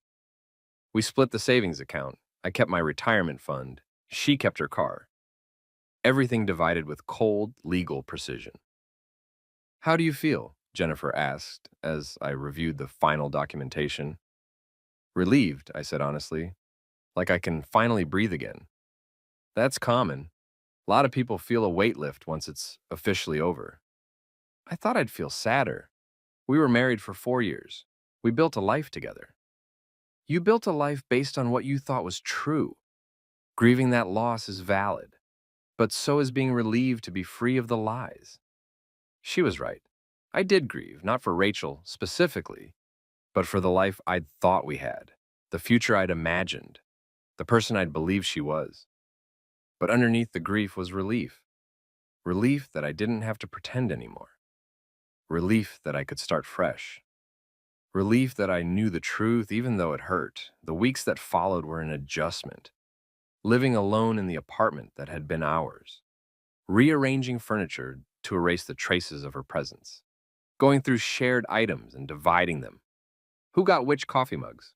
Which books? Which memories? Some things were easy to split, others were harder. The photo albums, the wedding gifts, the accumulation of 4 years of shared existence, and I threw away our wedding photos, donated the gifts to charity, kept only what was mine alone. And slowly the apartment began to feel like mine again. Not ours, just mine. I went to therapy, not couples counseling, but individual sessions with a therapist who specialized in betrayal trauma. Dr. Martinez was patient and insightful, helping me process not just what Rachel had done, but why I'd missed the signs. "You weren't stupid," she told me in one session. "You were trusting. There's a difference. Trust is healthy. What Rachel did with that trust was the problem. But I should have noticed something. 3 years of lies, and I never suspected. People who maintain double lives are often very good at compartmentalization. They create completely separate realities and toggle between them seamlessly. You couldn't have known unless you'd been actively looking for evidence. And why would you look if you had no reason to doubt her?" It helped to hear that. Helped to understand that I hadn't been a fool. I'd been a normal person operating on the assumption that my spouse was honest with me. Work became a refuge. I threw myself into projects, stayed late, picked up extra assignments. My colleagues knew I was going through a divorce but didn't pry, which I appreciated. I didn't want sympathy or curiosity. I just wanted to focus on something I could control. My mother called weekly, checking in, making sure I was eating and sleeping and not spiraling. I'm okay, Mom, I told her one evening. Actually, I'm better than okay. I feel like myself again. Good. You deserve to feel like yourself. You deserve someone who values you. Maybe eventually. Right now, I'm just focused on being alone and being okay with it. That's healthy. Take your time. About 6 weeks after the divorce was finalized, I got a message from Sophie, Marcus's ex-girlfriend. I thought you should know. Marcus and Rachel are back together. They were spotted at a restaurant downtown. Thought you'd want to know in case it affects your divorce settlement. I read the message twice, waiting for the anger or hurt to hit. But all I felt was a detached kind of vindication. Of course, they were back together. Rachel had gotten what she'd wanted all along, Marcus, without the complications of a marriage in the way. And Marcus had his latest conquest back, at least until he got bored again and moved on to someone new. I showed the message to Jennifer. Does this affect anything legally? Not really. The divorce is finalized. They can do whatever they want now. Good. You seem oddly calm about this. Because it doesn't matter anymore. They deserve each other. And I meant it. Rachel and Marcus were perfectly matched. Both selfish, both manipulative, both more interested in the thrill of forbidden romance than the work of actually building something real. Let them have their affair-turned relationship. Let them try to build something on a foundation of lies. It wouldn't last. Marcus would get bored, or Rachel would get insecure, or they'd realize that without the secrecy and drama, they had nothing substantial holding them together. Either way, it wasn't my problem anymore. 3 months after the divorce, I went on my first date. Nothing serious, just coffee with a woman named Emma I'd met through a friend. She was funny and smart, a teacher who talked about her students with genuine affection. So, you're recently divorced? She asked after we'd been talking for an hour. Yeah, about 3 months now. Do you want to talk about it? Not particularly, is that okay? She smiled. Completely okay. I'm divorced too, 5 years out. Sometimes you just want to be a person, not a divorcee with a story. Exactly. We talked about other things. Books, travel, her students' hilarious attempts to explain historical events. It was easy and light. And for the first time in months, I felt like maybe I could do this again. Maybe I could trust someone new. Maybe not everyone was Rachel. This was nice, Emma said as we were leaving. Would you want to do this again sometime? I would, I said. But I should be upfront. I'm not looking for anything serious right now. I'm still figuring out who I am post-divorce. That's fair. How about we just see where it goes? No pressure. No expectations. I can do that. We went out twice more over the next month. Both times were pleasant and uncomplicated. But after the third date, Emma gently told me she could tell I wasn't ready. You're great, she said, but you're still processing a lot. I don't think you're actually available, even if you want to be. She was right, I wasn't ready. Wasn't healed enough to let someone new in. Wasn't willing to be vulnerable again when the wounds from Rachel's betrayal were still fresh. I'm sorry, I said. Oh, don't be. You just need more time. Maybe we can try this again in 6 months or a year. Maybe. We parted as friends, and I went back to focusing on myself. I started running again, something I'd given up during my marriage because Rachel thought it was boring. Turned out I liked being boring sometimes and liked the meditation of putting one foot in front of the other, the physical exhaustion that cleared my head. I reconnected with old friends I'd lost touch with, the ones who'd drifted away during my marriage because Rachel hadn't liked them or hadn't wanted to make time for them. I took a weekend trip by myself to the mountains, stayed in a cabin with no cell service, and spent 3 days hiking and reading and being completely alone with my thoughts.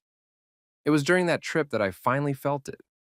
The shift from grieving what I'd lost to appreciating what I'd gained.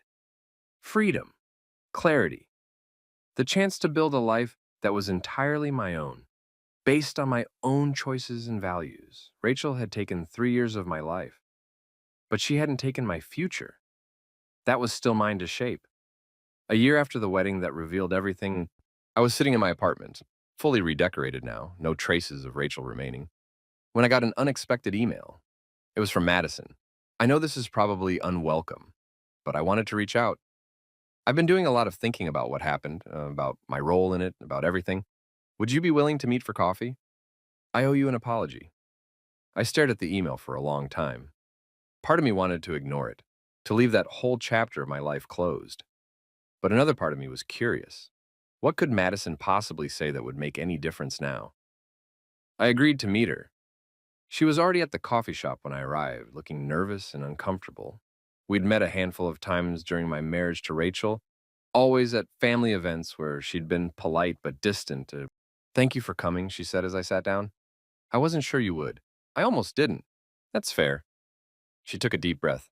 I want to apologize for my wedding, for the comment about plus ones, for not being honest with you about what was going on. You knew. I knew. Rachel told me about Marcus about 6 months into their relationship. She said you two were separated but still living together, and I believed her because she's family and I wanted to believe her. When did you realize she was lying? When you sent those messages, when you pointed out that you and Rachel were clearly still together, I looked back at her social media, at things she'd said, and realized she'd been lying to all of us about the state of your marriage. But you still let her bring Marcus to your wedding. I did. And I'm ashamed of that.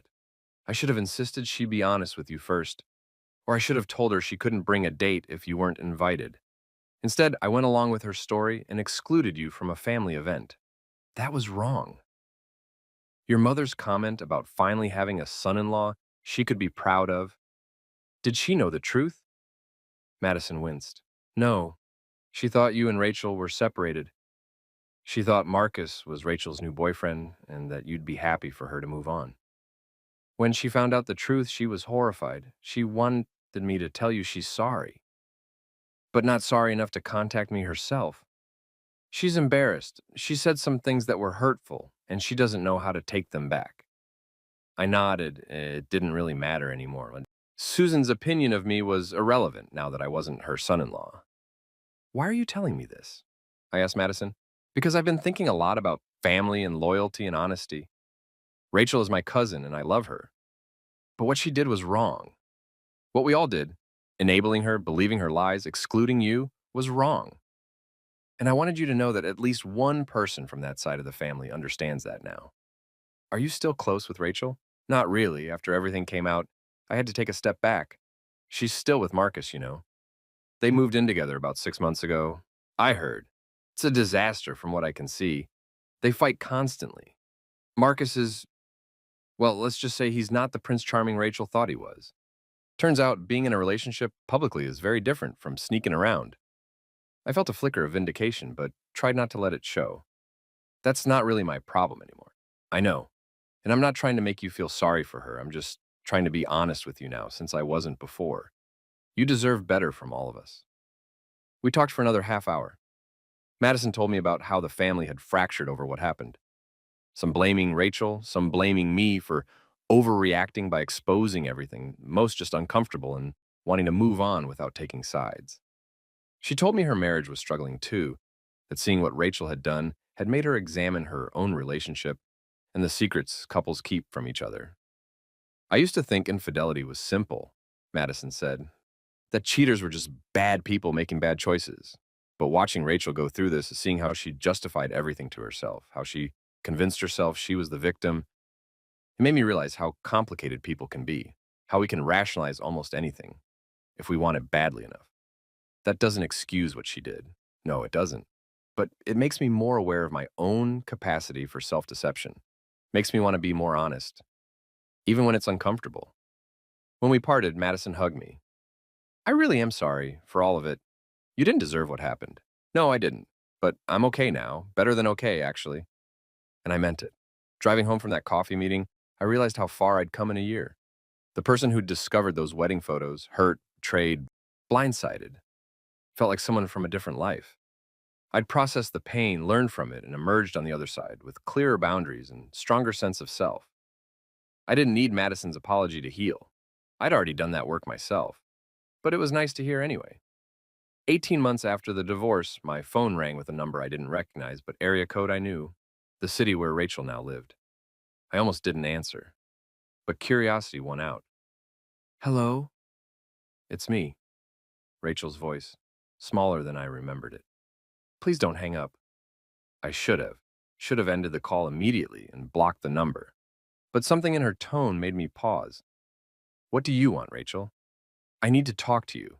Not about getting back together, she added quickly, anticipating my response. Just to talk, to say some things I should have said a long time ago. You had your chance to say things. During the divorce, during counseling, during any of the dozens of times I gave you opportunities to be honest. I know, but I wasn't ready then. I'm ready now. Against my better judgment, I stayed on the line. Marcus and I broke up, she said, 3 weeks ago. It's really over this time. This time? We've broken up before, 4 times in the past year. But this time feels different. Final. I don't know what you want me to say. Nothing. I'm not calling for sympathy. I'm calling because I've been in therapy, real therapy.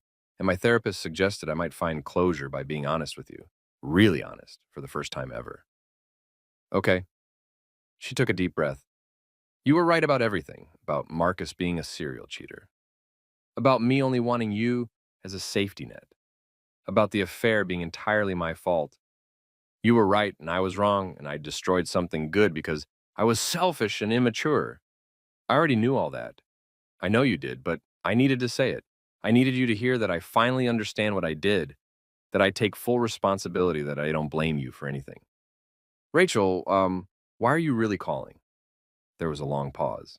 Because I'm alone now. Because Marcus turned out to be exactly what you said he was. A manipulator who gets bored once the thrill is gone. Because my family barely speaks to me. Because I lost my job over the drama with Marcus. Because I'm sitting in a studio apartment wondering how I destroyed my entire life. And I realized it all started with losing you. You didn't lose me, and you threw me away. You're right, I did, and I've been paying for it ever since. I waited for the satisfaction I'd imagined feeling at this moment, the vindication of hearing her admit she'd made a mistake. But all I felt was tired. I'm sorry for what you're going through, I said, but I can't help you. I'm not asking you to. I'm sorry for everything. You deserve so much better than what I gave you. Yes, I did. Are you, are you seeing anyone?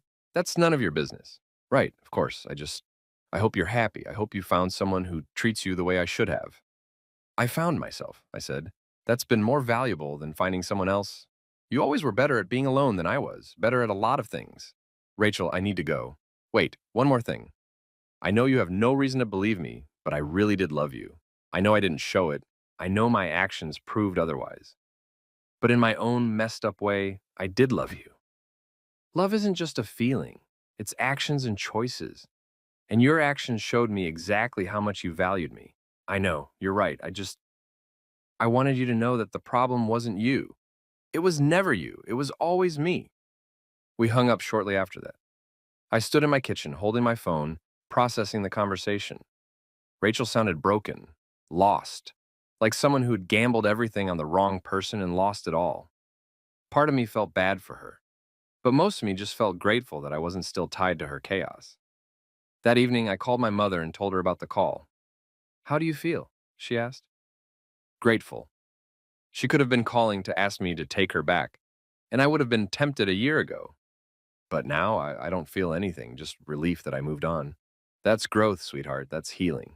I think I'm finally ready to actually date again. Not just casual coffee dates, but actually be open to something real. I think that's wonderful. Thanks, Mom, for everything, for supporting me through all of this. That's what mothers do. Now go find someone who deserves you. I smiled. I will, eventually. Right now, I'm just enjoying being happy alone.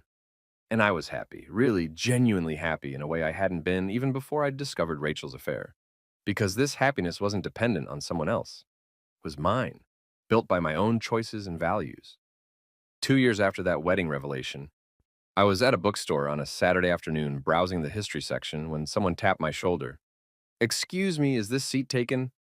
I turned to see a woman about my age holding a stack of books and gesturing to the chair next to where I'd been sitting in the reading area. It's all yours. She sat down and we spent the next hour in comfortable silence, both reading. When she got up to leave, she paused. This might be forward, but would you want to grab coffee sometime? I noticed you're reading about the Byzantine Empire, and I just finished teaching a unit on that to my students. I'd love to talk to someone who's actually interested in it for fun. Her name was Claire. She was a high school history teacher. She had a sharp sense of humor and talked with her hands when she was excited about something. We got coffee, then dinner, then a weekend trip to a museum 3 hours away because they were featuring an exhibit on medieval manuscripts. 3 months into dating, she asked about my divorce. What happened, if you don't mind me asking? I told her the truth. Not the edited version, not the summary that made me look better, the whole story. The affair, the lies, the wedding, the evidence, the divorce. That must have been devastating, she said when I finished. It was, but it also taught me a lot about trust, about red flags, about not ignoring my instincts. Do you think you'll ever trust someone completely again? I thought about it. I think I'll trust differently, more intentionally. I won't assume trust. I'll build it over time based on consistency and honesty. That seems healthy. What about you? Ever been married? No, came close once, but realized we wanted completely different futures. Better to know before the wedding than after. Definitely. 6 months into our relationship, Claire met my mother. I like her, my mother told me later. She's genuine. She doesn't play games. I know, it's refreshing. Are you happy? Yeah, Mom, I really am. And I was. Not because Claire fixed something broken in me, but because I'd fixed myself first. I'd done the work to heal, to understand what I wanted and needed, to build a life I was proud of on my own. Claire was a bonus, not a necessity, a partner, not a savior. On the 2-year anniversary of the day I discovered Rachel's affair, I took Claire to dinner at a nice restaurant, not Lucia's, somewhere new with no complicated history. You seem contemplative, she observed over dessert.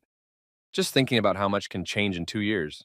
Good changes, the best changes. She reached across the table and took my hand. I'm glad our paths crossed when they did. I don't think I would have appreciated you as much if we'd met earlier. Why's that? Because you wouldn't have been you yet. The you who knows what he wants and isn't afraid to be alone. That version of you is pretty special. I squeezed her hand. Right back at you. Walking home that night, I thought about the person I'd been 2 years ago. The hurt, betrayed husband who discovered his wife's double life through Instagram photos. The man who'd spent days collecting evidence, planning his response, managing his emotions while his world fell apart. That person felt like a stranger now. Someone I'd known briefly but had left behind, but in his place was someone stronger. Someone who'd learned that you can survive betrayal and come out better on the other side. Someone who understood that the end of one chapter didn't mean the end of the story.